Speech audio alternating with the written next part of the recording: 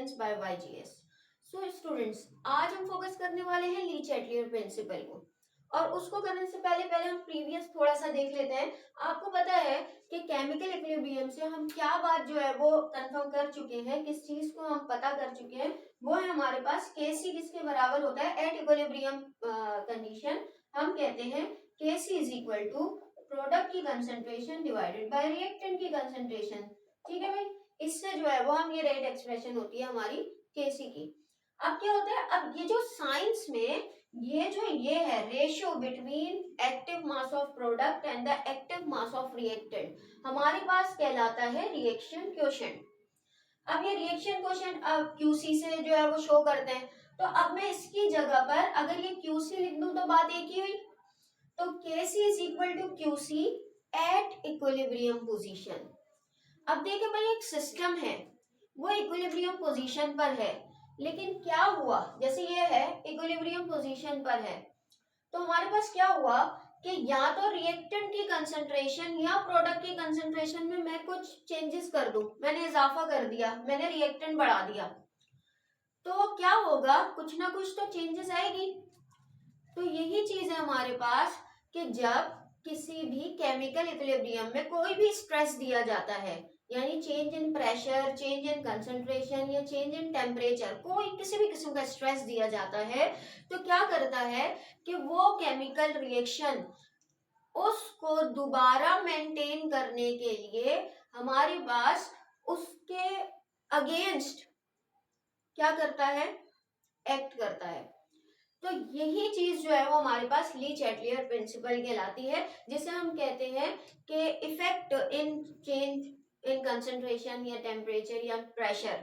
ठीक है, यानी कि हमारे पास इक्विलिब्रियम किस तरीके से डिस्टर्ब होता है और फिर किस तरीके से जो है वो दोबारा मेंटेन होता है। वो कहते हैं if stress is imposed on a system at equilibrium, आप किसी भी इक्विलिब्रियम पोजीशन पर कोई भी स्ट्रेस अप्लाई करेंगे तो क्या होगा, उसका इक्विलिब्रियम डिस्टर्ब हो जाएगा, और उस डिस्टर्ब इक्विलिब्रियम को दोबारा मेंटेन करने के लिए हमारे पास क्या करते हैं कि या तो रिएक्शन फॉरवर्ड यानी रेट ऑफ फॉरवर्ड रिएक्शन तेजी से होना शुरू हो जाएगा, या रेट ऑफ बैकवर्ड रिएक्शन, ये डिपेंड करता है किस तरफ स्ट्रेस डेवलप हुआ है।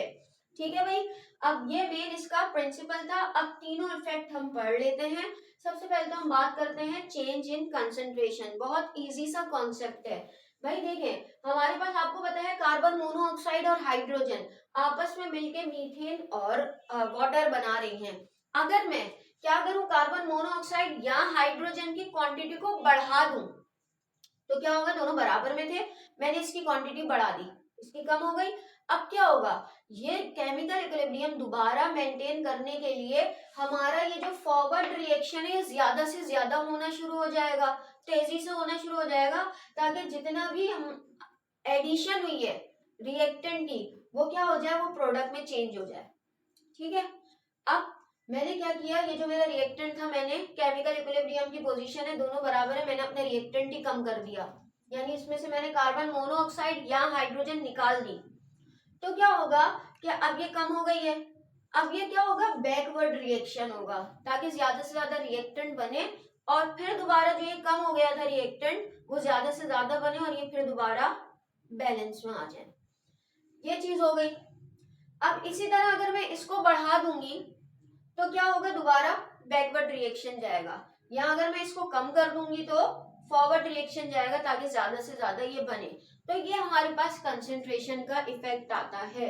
जिस तरफ से भी कम ज्यादा होगा उस चीज को मेंटेन करने के लिए हम क्या करेंगे, ये रिएक्टेंट प्रोडक्ट्स क्या करेंगे, बेसिकली ये या तो फॉरवर्ड रिएक्शन करेंगे या बैकवर्ड रिएक्शन करेंगे। अब आते हैं effect of change in pressure और वॉल्यूम। देखिए भाई, इतना तो आपको पता है कि हमारे पास जो मोलर कंसंट्रेशन होती है वो डायरेक्टली प्रोपोर्शनल होती है प्रेशर के, जितना ज्यादा मोलर कंसंट्रेशन बढ़ेगी प्रेशर उतना ही ज्यादा बढ़ेगा।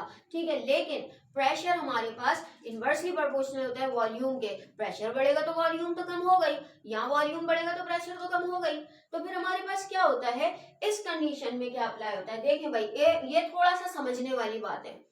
इसमें आपको पहले बैलेंस केमिकल इक्वेशन को देखना पड़ेगा और अंदाजा लगाना पड़ेगा वॉल्यूम किसकी तरफ ज्यादा है। तो देखिए हमारे पास according to balance chemical equation यहाँ पर मोल जो है वो 3 मोल है, यानी कि इसका वॉल्यूम ज्यादा है, 2 मोल इसके 1 मोल इसका। लेकिन जो सल्फर डाइऑक्साइड बना है वो 2 मोल है, तो इसका वॉल्यूम कम है, इसका वॉल्यूम ज्यादा है। अभी कह रहे हैं इंक्रीज ऑफ प्रेशर। अगर प्रेशर इंक्रीज कर दिया जाए, shift equilibrium to decrease volume, याद रखिएगा डिक्रीज वॉल्यूम की तरफ जो है वो इक्विलिब्रियम क्या हो जाएगा, हमारे पास शिफ्ट हो जाएगा, यानी कि ये हमारे पास लेफ्ट टू राइट मूव करेगा, लेफ्ट टू राइट, क्योंकि वॉल्यूम यहां पर कम है और प्रेशर बढ़ाया है। अब प्रेशर को कम कर दें तो हमारे पास क्या होगा, प्रेशर कम होने पर ये फिर मूव करेगा, इसका ही वाइस वर्सा होगा, प्रेशर कम हुआ तो ये इंक्रीज वॉल्यूम की तरफ जाएगा। अब अगर इसी रिएक्शन में अगर मैं प्रेशर बढ़ा दूं तो मेरे पास इस तरफ जाएगा रिएक्शन, लेकिन अगर मैं प्रेशर कम कर दूं तो ये रिएक्शन यूं जाएगी, यानी राइट टू लेफ्ट, ज्यादा से ज्यादा रिएक्टेंट बनेगा। इतनी बात याद रखनी है बस, प्रेशर ज्यादा होगा तो हमारे पास कम वॉल्यूम की तरफ जो है वो क्या होगी, शिफ्ट होगा इक्विलिब्रियम, और अगर प्रेशर कम होगा तो ज्यादा वॉल्यूम की तरफ, चाहे वो रिएक्टेंट में हो या प्रोडक्ट में हो, उस तरफ हमारे पास इंक्रीज होगा, बेसिकली शिफ्ट होगा इक्विलिब्रियम। अब आते हैं चेंज इन टेम्परेचर। देखिए टेम्परेचर को समझने के लिए आपको एक चीज समझनी पड़ेगी, there are 2 types of chemical reaction, ठीक है।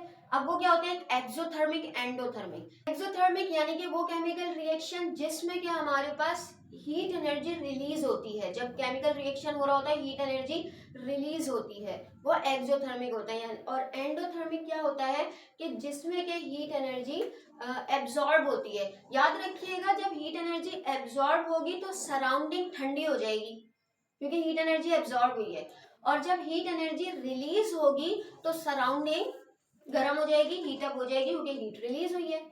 अब इसमें हमारे पास जो रिएक्शन है वो एक्सो है कि एंडो वो हम साइन से शो करते हैं, डेल्टा एच हमें हीट की क्वांटिटी बताता है, अगर तो वो पॉजिटिव में है तो एंडोथर्मिक है और नेगेटिव में है तो एक्सोथर्मिक है। और मैं आपको बता दूं कि जब हमारे पास केमिकल इक्विलिब्रियम यानी कि ऐसा होता है, इक्विलिब्रियम कंडीशन होती है, तो उसमें हमारे पास एक, अगर हमारे पास फॉरवर्ड रिएक्शन एक्सो है तो बैकवर्ड एंडो होगा, ठीक है। इसी तरह अगर फॉरवर्ड एंडो रिएक्शन है एंडोथर्मिक, तो हमारे पास बैकवर्ड जो होगा वो एक्सोथर्मिक होगा। अब इन दोनों रिएक्शन को देखें, हमारे पास इस रिएक्शन में ये नेगेटिव साइन शो कर रहा है, ये एक्सोथर्मिक रिएक्शन है। एक्सोथर्मिक मतलब हीट रिलीज होगी, ये दोनों जैसे ही ये बनेगा हीट रिलीज होगी और उस हीट को यही एब्जॉर्ब करेगा और इसमें चेंज कर देगा, ठीक है। तो याद रखिएगा एक्सोथर्मिक रिएक्शन में अगर आप हीट बढ़ाएंगे, टेम्परेचर को इंक्रीज करेंगे, तो हमारे पास बैकवर्ड रिएक्शन ज्यादा होगा, और जब हम इसका टेम्परेचर कम कर देंगे तो टेम्परेचर कम करने की वजह से हमारे पास क्या होगा कि ये इस तरफ यानी कि फॉरवर्ड रिएक्शन प्रोसीड होगा, क्योंकि ये कम टेम्परेचर पर होता है, एक्सोथर्मिक है तो हीट रिलीज करेगा। अब चले एंडोथर्मिक पर आ जाए। एंडोथर्मिक, अब ये हमारे पास एक एग्जांपल है किसकी, पॉजिटिव यानी कि एंडोथर्मिक रिएक्शन। एंडोथर्मिक रिएक्शन में हमारे पास क्या होता है, हीट एब्जॉर्ब होती है, तो भाई इसमें हीट एब्जॉर्ब होगी तो हमारे पास नाइट्रोजन ऑक्साइड बनेगा, ठीक है। और जब ये इसमें कन्वर्ट होगा तो हीट रिलीज होगी। तो भाई अगर आप एंडोथर्मिक रिएक्शन में हीट को बढ़ाएंगे और टेम्परेचर इंक्रीज करेंगे तो ज्यादा से ज्यादा हमारे पास क्या होगा, प्रोडक्ट बनेगी। तो आई होप कि लेक्चर आपको समझ में आया होगा। अगर तो समझ में आया है तो इसे अपनी क्लासमेट्स के साथ जरूर शेयर कीजिएगा, पढ़ाई पर फोकस करते रहिएगा और अपना ख्याल रखिएगा। Thank you.